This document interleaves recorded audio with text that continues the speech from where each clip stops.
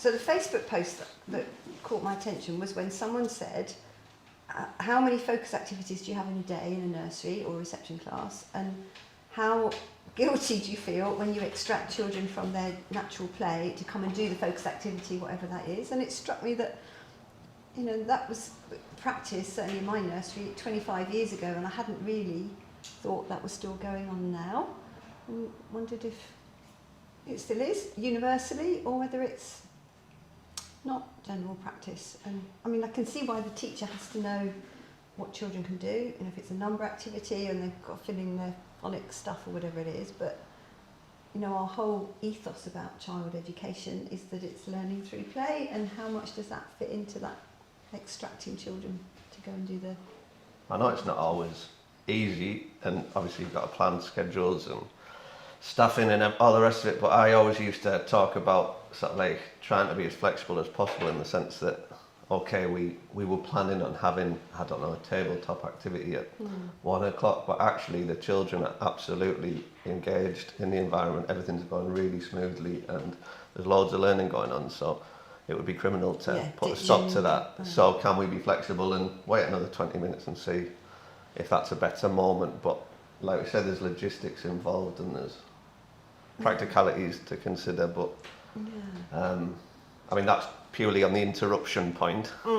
If we can be flexible and say, well, is there a better time to interrupt, or could we do this straight after lunch or something, where before children are in full flow, and being responsive to that, I think would be my preference if it was necessary to do, to be fitting in that type of activity in the day. It can also be set up as an either or, can't it? You know, we do child-led learning, we're doing adult-led learning, and it's just about how they fit together. It's that thing of all things in moderation again, and the balance. It's not a versus, it's not a competition between the two approaches, it's how those two approaches meld together. So, you know, if you do, if you want to teach a group of children or a couple of children a skill, then that's going to be focused and adult-led. That will be a focused activity, but then how does your environment, how is it set up to then enable them to go and practice that, embed that in a much more general way and more independently as well. So that's where the two can work together within their own interests. How do they then go to be able to use that skill themselves? So the choice of activity is crucial, isn't it? I mean, when my son went to nursery, it was, come and do your colours. I need to know that you know all the colours, and that would be the tick list of the day. And of course, I hope that's not going on now. So it's the exact focus activity that you've chosen to do that you can't necessarily know about that child in free play. You need to just know it. And knowing your colours is not one of those things, is it? You can do that in free play and in general interactions. So it's crucial what that activity is, isn't it? So does it change, do you think, throughout the year? Do you think settings don't even do this in the first few months of the year, and it's more of an end of year thing when they're doing more assessments, or? That might be the case in a reception class, I suppose, when there's kind of that transition. Reception class, I know that in the summer term it might well be the case that preparation for year one, you know, and maybe trying to gauge a better understanding of ELGs and whatnot. I think it will happen increasingly in the summer term, and even before that. I'm not saying that's the right thing to do, but I do think it's happening. In fact, I know it's happening in some schools, and there is that word preparation that isn't necessarily a word we always like in the early years.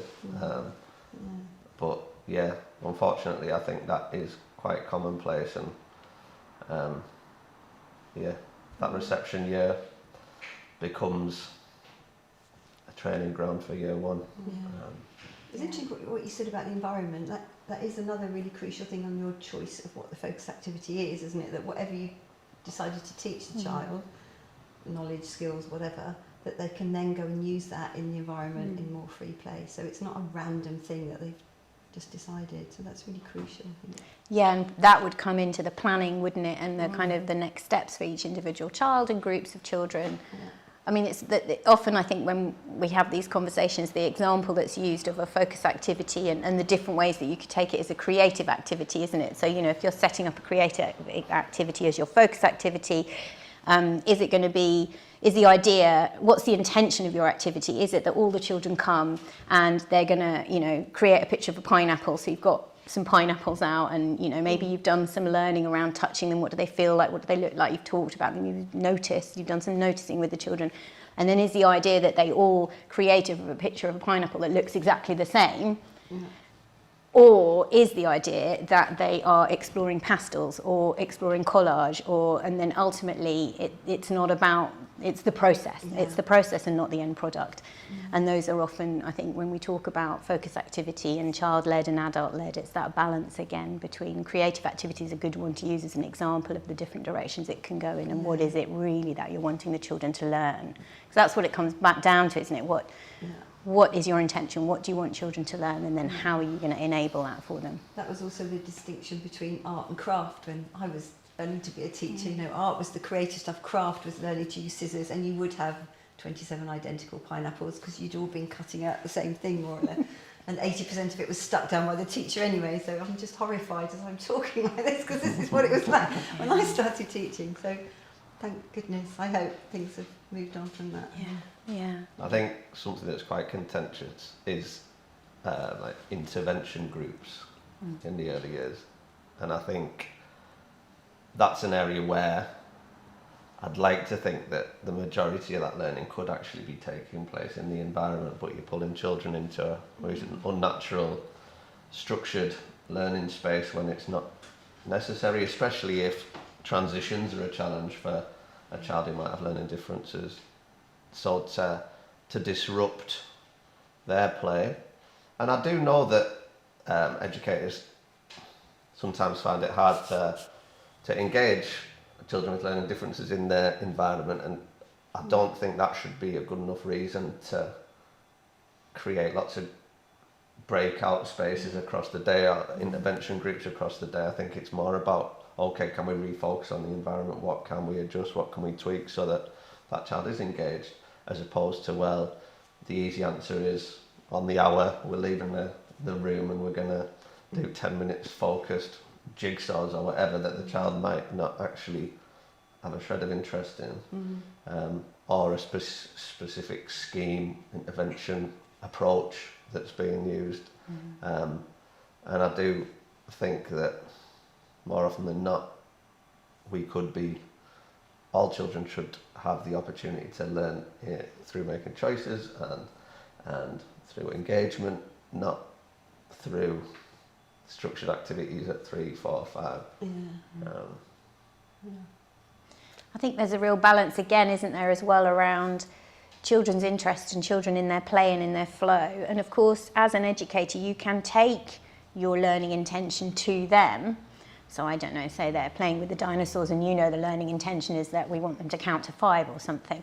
But you've also got to be really careful and really sensitive about not interrupting their flow within their play when you arrive, because how many dinosaurs are there? And it's you know, and I think all the things that we're talking about here just goes to show the nuance and the sensitivity that an educator has to have, and the knowledge that an educator has to have to be able to read those situations, to enter into the play with the child, enter into their interests, and yet still also enable that learning and that progression. I think that can be particularly the case for a child with learning differences, and they might have an education healthcare plan that has certain outcomes on, so everyone's aware and they're on the wall and they're in the folder and okay, got to count to 5 or whatever it is, and then you disrupt potential other learning because you're so focused on we're going to count, and actually something amazing might be going on in the sand or water area that isn't linked to counting at all, but you're forcing it and you've diverted other learning because of these targets that you are really working on and you've got to report back on, and I think that can be a challenge as well, really. And for support staff, so whatever the focus activity is teaching the child, all the support staff have got to have knowledge of that as well, haven't they? So then when the child moves into the environment and practices that, they're all on board. So it's a huge amount of organisation, planning and discussion with everyone who's involved in that centre, isn't it? It does come down to our awareness and understanding of each individual child ultimately, doesn't it?